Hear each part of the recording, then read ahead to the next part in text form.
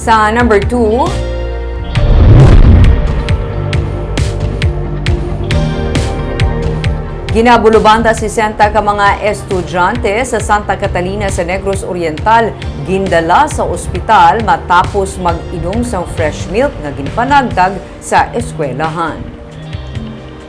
Gindala kagabi sa Bayawan City District Hospital ang pila ka mga elementary students sang banwa sang Santa Catalina sa Negros Oriental bangod sa ginaalegar food poisoning.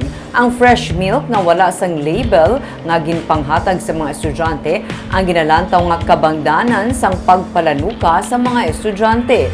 Sa report sa Santa Catalina PNP, ginapahayag sang DepEd District 2 Supervisor nga si Emily Kalasisang nga gikan ang gata sa Division Office of Negros Oriental bilang kabahin sang ilang milk feeding program kag ila inigin panghatag kahapon sang aga. Pagkagabi, nagpalanuka na ang pila ka mga estudyante nga nag-inom sang gatas gani sila ang gindala na sa ospital. Padayon ang investigasyon sang PNP may angot sa insidente.